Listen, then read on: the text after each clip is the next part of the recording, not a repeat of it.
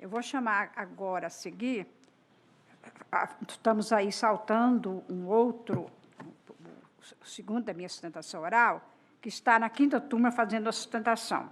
Então, eu chamo agora o agravo regimental no HC 809-695 do Rio de Janeiro. Tem advogado presente, é João Francisco Neto. Deixa eu ver a situação. João Francisco Neto. Deixa eu localizar Vossa Excelência aqui, viu? João Francisco Neto. Doutor João Francisco. Ver a situação aqui do caso de Vossa Excelência. Agora nós estamos na fase do agravo regimental, né, doutor João Francisco? E o tempo da sustentação oral, apenas 5 minutos. Eu indago de Vossa Excelência se dispensa a leitura do relatório. Dispenso, Excelência. Então, Vossa Excelência tem a palavra para a sustentação oral em até 5 minutos. Eu cumprimento Vossa Excelência, ministra, presidente dessa 6ª turma, os demais ministros que compõem o colegiado, ilustre representante do Ministério Público e todos os que nos assistem. A questão que se coloca no presente habeas corpus é a seguinte: o paciente está preso desde o dia 23 de outubro de 2022. E a questão que se coloca é: ele deve permanecer no cárcere ou merece ser solto?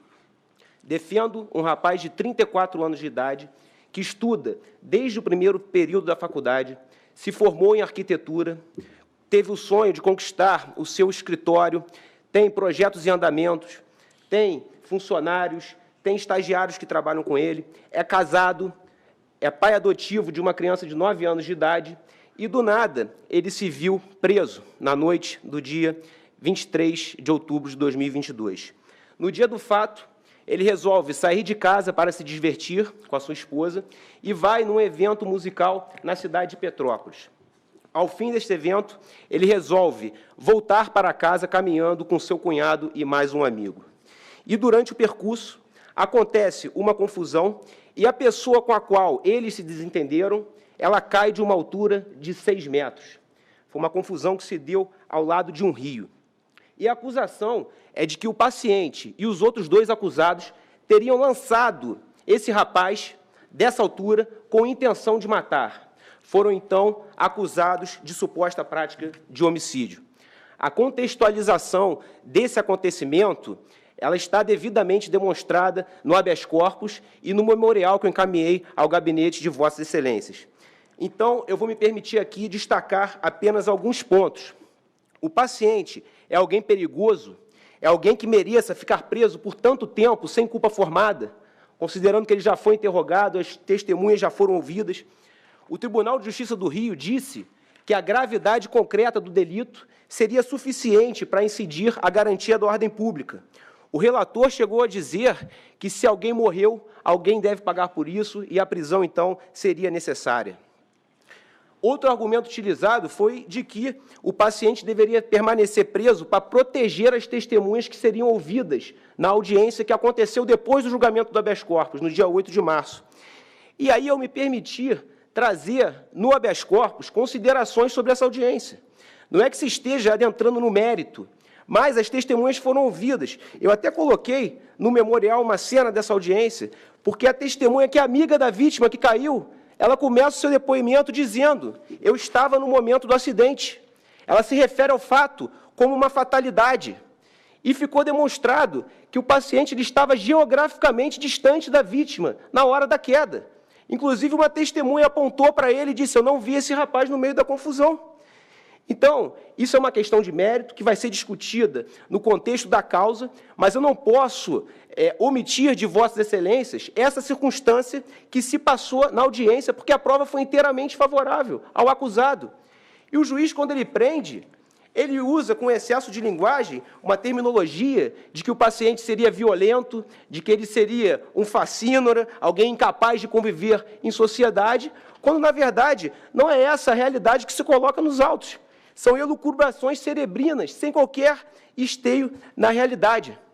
E o Tribunal de Justiça diz ainda que a prisão seria necessária para garantir a aplicação da lei penal. com o argumento de que a pena é severa. Logo, se é severa, o acusado irá fugir. São presunções malévolas que poderiam ser aplicadas em qualquer caso dessa natureza. Então, eu digo a Vossas Excelências que é um absurdo presumir a fuga desse acusado, porque ele reside na cidade de Petrópolis, ele tem filho, ele tem família, ele tem um escritório de arquitetura, ele tem funcionários, projetos em andamento, a vida dele estava toda organizada até o dia que ele teve a desventura de decidir sair de casa com a sua esposa para ir nesse evento musical. Não tem a menor possibilidade dele fugir, ele já está preso há quase 8 meses. Eu estive na cadeia visitando o Ramon na última sexta-feira, ele perdeu 20 quilos. Esse rapaz está assim até em profunda depressão. A esposa dele, que inclusive tem um irmão que foi preso e que o habeas corpus vai ser julgado na sequência, a esposa dele do nada virou cadeieira. Ela visita o irmão na terça e o marido na quarta. É um sofrimento que não tem a menor condição de prosperar. Por quê?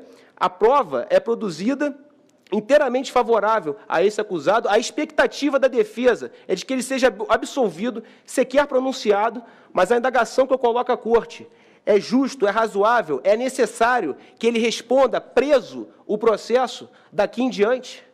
A prova já foi toda produzida, ele já foi interrogado, há uma perícia no vídeo que foi pedida pela defesa, ainda não ficou pronta, então não se tem ainda a menor expectativa desse processo ir para alegações finais, e, enquanto isso, ele permanece preso. Alguém que é primário de bons antecedentes e que, apesar dessa acusação de homicídio ser uma acusação grave, esse jovem que caiu, ele também tem uma família, essa família também deve estar sofrendo. Mas, de forma alguma, se pode punir antecipadamente o paciente, sobretudo porque ele sequer estava perto da vítima no momento da queda. Isso foi uma fatalidade. Ninguém teve a intenção de matar, a intenção de empurrar esse rapaz. Isso é uma questão que vai ser discutida no curso do processo, mas eu peço aos eminentes ministros que permitam ao Ramon seguir em frente, em liberdade, ainda que sejam aplicadas medidas cautelares menos gravosas, ele vai cumprir tudo aquilo que for determinado pela Corte. E agradeço a atenção de todos. Muito obrigado. Agradeço ao doutor Ramon pela sustentação oral. E aqui é um caso bem assim específico aqui com relação ao que se quer nesses autos. Ele traz, primeiro, uma negativa de autoria e, segundo, a revogação aqui da prisão preventiva. Então, eu estou dizendo o seguinte, é um homicídio qualificado, houve uma prisão em flagrante convertida em preventiva, negativa de autoria, a análise aqui é inviável neste momento. Então, é inadequação da via eleita. Com relação aos requisitos da prisão preventiva, ela foi aplicada na gravidade concreta do delito, principalmente no modus operandi aqui. Houve segundo o que se tem nos autos, não é? Houve, naquele momento, um desentendimento entre todos os envolvidos aqui no caso, e a vítima teria sido jogada aqui de uma ponte com cerca de 6 metros de altura, vindo a falecer alguns dias depois, em virtude das lesões sofridas. E lá houve, não teve, né, não foi concedido a revogação da custódia cautelar. Foi indeferido para os 3 réus aqui envolvidos na situação. Eu estou dizendo o seguinte, vislumbrada pelas instâncias ordinárias a existência de prova suficiente para instaurar a ação penal, com recebimento de denúncia, reconhecer que os indícios de materialidade e autoria do crime são insuficientes para justificar a custódia cautelar, implicaria afastar o substrato fático em que se ampara a acusação, o que, como é sabido, não é possível na estreita via célere, né, nessa via célere do habeas corpus.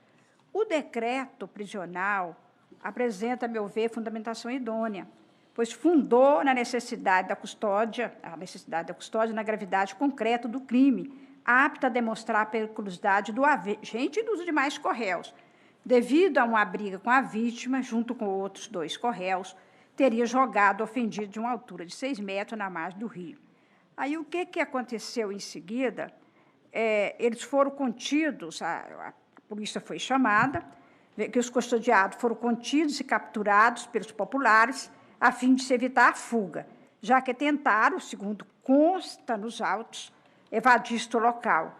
Eu trago até um precedente nesse sentido, né, um caso aqui bem parecido, para fundamentar o meu voto.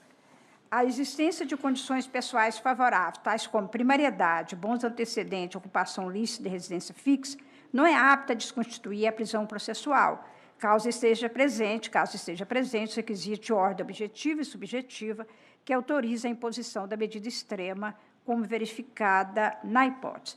Eu não vejo aqui, por hora, deferir a aplicação de medidas cautelares diversas da prisão, normalmente em decorrência da gravidade concreta do delito, e estou, pelo meu voto, negando provimento ao agravo regimental. Recebi memorial do nobre advogado, que foi recebido também no gabinete, e faço essas ligeiras considerações e nego provimento ao agravo regimental. Como vota o ministro Sebastião Reis? Senhor presidente, eu vou pedir vênia a Vossa Excelência para divergir. Eu estava olhando o decreto prisional aqui e eu olhei anteriormente, inclusive, a denúncia, e me parece aqui que é um fato isolado, ou seja, não estou dizendo que a pessoa não tenha... Não estou entrando no mérito do crime, se ele é responsável ou não, mas me pareceu que foi uma briga, ou seja, que aconteceu e houve uma fatalidade. O decreto se refere, faz, inclusive, determinadas presunções, né? Ele fala que pode ser que o paciente venha intimidar as testemunhas, a severidade da pena, em tese, faz que se tenha suspeitas de que, se solto, possa evadir, furtando-se da aplicação da lei penal. Eu acho, considerando, inclusive, pelo que foi dito do advogado pela tribuna, o fato de, no momento que o processo já se encontra, em que as testemunhas foram ouvidas, de que existem outras cautelares e que a aparência, pelo que eu li, ou seja, não se trata aqui de como nós já nos deparamos diversas vezes em brigas que com um motivo realmente, ou seja, briga por ponto de tráfico, por perseguição, etc. Eu acho aqui que seria possível, a essa altura, a substituição, como talvez, ou seja, há uma referência aqui de que o juiz suspeita de que o paciente tenha um temperamento, vamos dizer assim, nervoso, né? Eu acho que poderíamos aplicar uma medida cautelar, colocar um monitoramento e talvez restrição de liberdade em finais de semana e à noite, ou seja, para ele realmente, pelo menos, ter essa possibilidade de continuar trabalhando, elaborando tudo, sem maiores danos. É a leitura que eu fiz da denúncia, dos elementos que constam da denúncia e do próprio decreto de prisão preventiva. Eu não vi aqui nenhuma indicação concreta de que ele significa um risco para a sociedade. Ou seja, não há antecedentes, não há fatos pretéritos que corroborem essa afirmativa de que ele é uma pessoa agressiva, uma pessoa perigosa. Então, não vejo nada nesse sentido. Então, eu peço vênia a Vossa Excelência para divergir e conceder a ordem nesses termos, ou seja, substituindo a prisão por cautelares outras, e já algumas eu faço referência a essas 3, ou seja, a monitoramento eletrônico e recolhimento noturno e final de semana, e deixando, inclusive, o juiz da causa, se ele quiser entender a necessidade de fixar outras cautelares, que ele o faça, desde que de forma fundamentada. Ministro Sebastião, eu não sou de ficar defendendo o meu voto. Analisei com muita exatidão esse processo e a decisão do magistrado singular, que está próximo dos fatos e das pessoas envolvidas.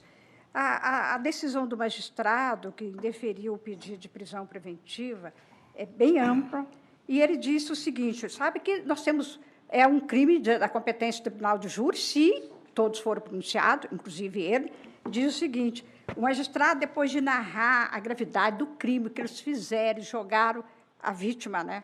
Estou falando em tese, né? Diz o seguinte, ressalte que, ao cabo da audiência de instrução e julgamento, que ocorreu em 8 de março de 2023, ficou evidenciada a participação de todos os acusados e cada um, embora de forma diversas, naquele crime de jogar o acusado naquela ponte de altura de 6 metros, e que ele veio depois a falecer.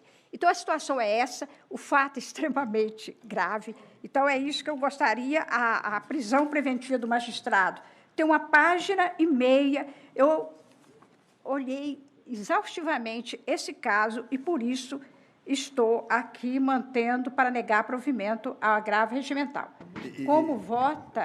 Eu também não sou dado a defender minhas manifestações, é só um acréscimo pequeno. Eu estou conferindo aqui nos autos, houve um pedido de revogação da prisão do paciente e do Hudson, né? que é o Correl. E do Matheus. Não, mas aqui está Matheus e nos Hudson autos. São 3, excelência. Mas São eu estou 3. falando... Nós vamos julgar 2 hoje. Pois é, eu estou aqui lendo, nesse processo que nós estamos julgando, foi juntada a decisão, a análise do pedido de revogação do Hudson e do paciente, que é o Ramon, né? Não é? Isso, Ramon. E as duas decisões são idênticas, inclusive na análise do comportamento pessoal. O que me chama um pouco de atenção, porque nós temos, são pessoas diferentes, ele faz as mesmas ponderações que ele fez em relação ao Ramon, ele faz em relação ao Hudson, dizendo que as testemunhas falam que o acusado se revela violento, circunstâncias do crime demonstram considerável despreparo do acusado para convívio social, a dinâmica dos fatos demonstra ser o acusado extremamente frio e perigoso. As mesmas expressões, cola-copia, uma decisão da outra, o que me leva também a ter um pouco de cuidado maior. Não, ministro, eu estou vendo aqui, nós estamos vendo decisão diferente, porque eu estou vendo aqui ele falando deste aqui do Ramon. A situação aqui que eu estou vendo ele falar... presidente, que, as folhas 862, as folhas 862 do processo... Aqui eu estou com a Está folha que diz o seguinte, com relação a Ramon, a instrução não acabou, para prosseguirá, a atitude dos acusados demonstra total desespero com a vítima. Aí, quanto a Ramon, ele diz o seguinte... Também ficou evidente a liderança de Ramon sobre os demais nos atos da vida, no fato em si, até pela proteção que procuraram os demais a ele emprestar. Então, é essa consideração, vou como vota correndo o ministro Antônio Saldanha. O ministro Rogério primeiro. Tá. Ministro Quero fazer um Rogério. esclarecimento, senhora Eu não estou presidente. vendo o ministro Rogério. Senhora presidente, O Sebastião quer fazer só um esclarecimento. esclarecimento. Eu não quero te deixar falar. Eu estou lendo as duas decisões que estão nos autos. Eu São estou as lendo a análises- minha com relação a Ramon. Ministro. Rogério. Pois não, senhor presidente. Eu entendo as ponderações do ministro Sebastião, mas me parece que a situação fática está ainda nebulosa. O que se tem, pelo menos oficialmente, é que houve uma briga, né, enfim, no final de um encontro, aí, de uma festa, uma briga em que a vítima lutou contra 3 pessoas e das agressões resultou a morte. As circunstâncias exatas estão ainda a serem esclarecidas, mas me parece que o caso, em tese, a priori, representa, sim, uma gravidade concreta inescondível, né? Um homicídio doloso qualificado. Portanto, me parece que a prisão se justifica porque o juiz fez essa análise, pode até ter feito 2 decretos de prisão idênticos, mas a situação é aparentemente idêntica. Foram 2 ou 3 pessoas que agrediram a vítima e segundo consta, teriam jogado de uma mureta, né, onde tinha uma contenção de um rio. E pode ser que isso não tenha ocorrido? Pode, mas até o momento me parece que é a versão a ser tida como mais verossímil. Eu, portanto, peço vênia ao eminente ministro Sebastião e acompanhe a relatora. Ministro Antônio Saldanha. Agora sim. Pois então, presidente. Presidente, Fiz uma análise bastante criteriosa, inclusive eu recebi os memoriais, e eu não vejo a situação da forma como foi externada.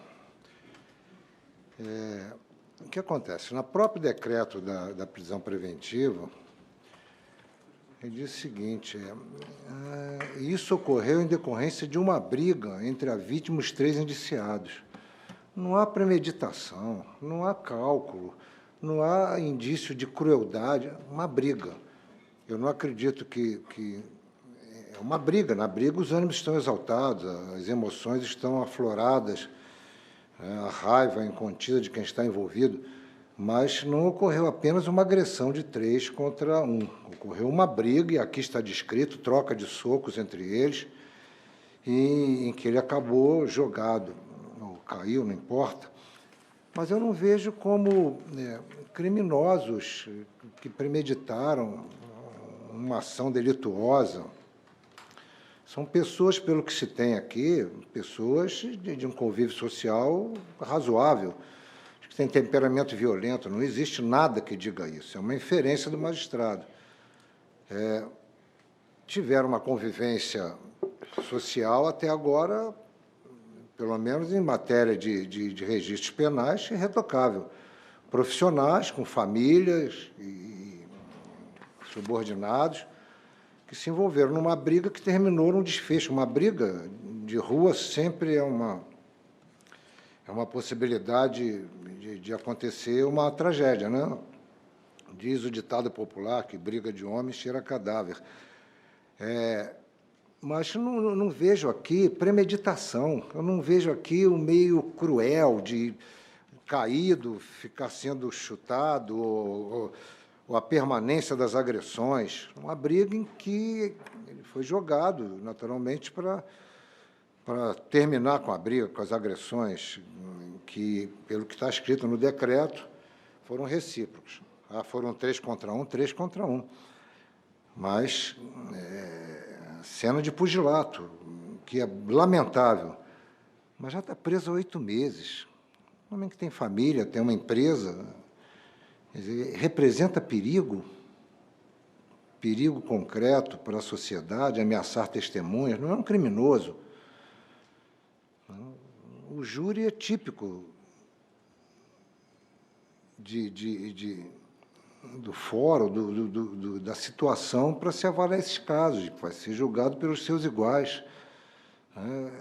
Então, eu não consigo vislumbrar a necessidade de se manter o acautelamento. Eu acho quer dizer, o acautelamento prisional.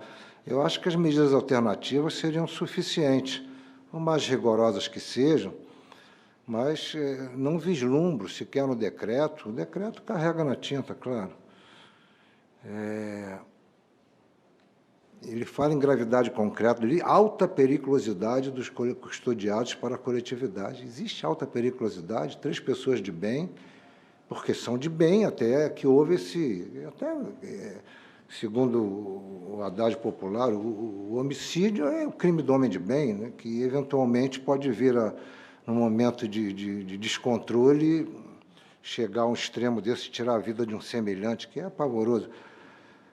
Mas um homem que tem mulher e filhos, e que não vejo a necessidade dessa cautela permanecer. Já ficou 8 meses preso, então eu peço todas as vendas da Vossa Excelência ao ministro Rogério para acompanhar o ministro Sebastião. Vossa Excelência, é só para apenas esclarecendo, ministro, encerrou a instrução e agora o juízo vai deferir com relação à pronúncia ou não. Sim. Está na fase desse fato. Está Então, na fase. pronto. Está nessa fase. Não tem nem como ameaçar o testemunho, não? Sim, ministro Rogério Jesuíno Rissato. Senhor presidente, não há dúvida que, quanto à gravidade do fato, e a autoria também não se discute nesse momento. O fato é que estavam os 3 lá, se envolveram na briga com a vítima e a vítima acabou caindo ou sendo jogada dessa ponte. O que tem que se perquirir aqui é a necessidade, realmente, de manter a prisão. perigo à ordem pública, perigo de reiteração delitiva, eu também não vejo. Trata-se de réu primário, de bons antecedentes, com residência fixa, trabalho lícito, família constituída. Quer dizer, quanto à ordem pública, eu não vejo, né, possibilidade aqui de reiteração delitiva, pelo menos, não, pelo que consta dos autos, eu não vislumbro essa possibilidade. Me parece mais que foi um fato isolado aqui na vida do paciente. E, com relação à conveniência da instrução criminal e aplicação da lei penal, pelo que consta, Vossa Excelência disse, já foi concluída a instrução, né, já está estaria em fase de alegações finais, ou de sentença de pronúncia. Eu não vejo realmente essa necessidade da manutenção. E eu penso também que a aplicação aqui de medidas cautelares, no momento, me parece suficientes. Eu vou pedir vênia a Vossa Excelência e ao ministro Rogério e vou acompanhar o ministro Sebastião. Proclamo o resultado. A sexta turma, por maioria de votos, concedeu o habeas corpus para substituir a prisão preventiva do paciente Ramon Coelho Figueiredo por medidas cautelares. E essas medidas... Foram aquelas referência aqui, monitoramento eletrônico e proibição de se ausentar de casa no final de semana e à noite. E deixar a critério do juiz a fixação já vai de fazer outras... as medidas cautelares. As medidas cautelares que serão redigidas pelo ministro Sebastião. Vencidos a ministra relatora, Laurita Vaz, e o ministro Rogério Schetti, que negavam provimento aqui ao agravo regimental. E depois, Vossa Excelência continua também relator para o caso, na medida que está na fase da pronúncia, Vossa Excelência prossegue também, relator para o caso também. Além dessas medidas cautelares, o juiz poderá marcar... Pode fixar outras. Entendi. Ele vai fazer a redação e vai devolver todas assim essas e ficará relator Dessa forma. para Desde o que de forma caso que está na Exato, fase, desde que forma fundamentada. a fase da decisão pronunciatória ou não.